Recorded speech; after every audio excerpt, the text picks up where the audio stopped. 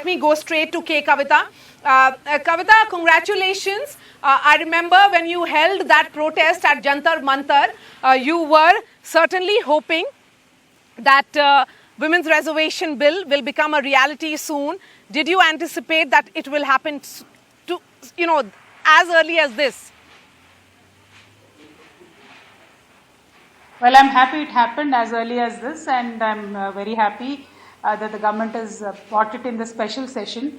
But I also really want to demand the government that they can immediately make sure that it applies to all these 5 state elections that are going to happen now, and also to the upcoming parliament election. Because 2011 census, based on 2011 census, this government has taken up umpteen number of issues. And in the same way, they can also take up this particular issue. And I'm sure if government seriously thinks and can, they can implement it in these elections only. And the other thing from BRS, we want to demand that in this session, government should also table OBC bill. So OBC bill, once tabled, will also make sure that the women, within the women bill, the OBC women also will get the reservation. That has always been our stand, and we demand that the government takes up these 2 issues immediately.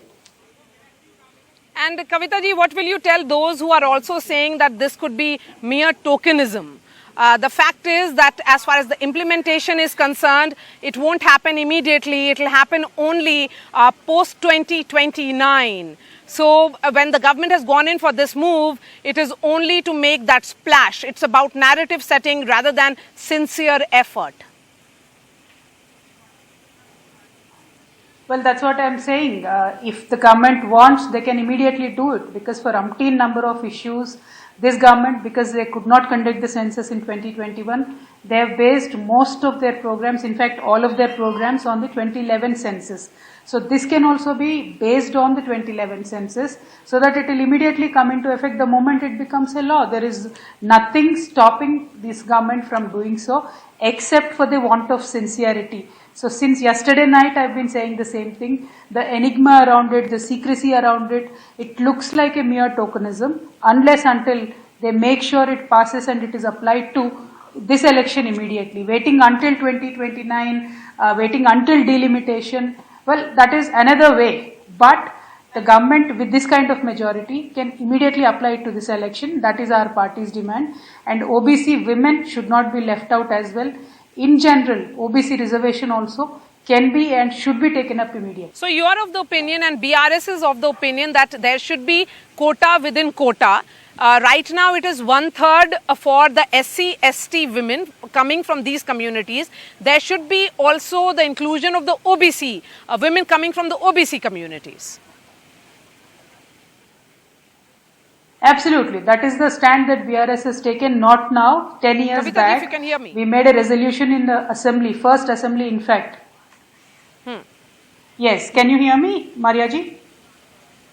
So that has been our stand, not now, from the last 10 years. Yes, in fact, it was a very sentimental session for us, the first assembly session for Telangana assembly. But yet in the very first session, we had passed a resolution that the women should be given 33% quota and OBC should be given a 33% quota.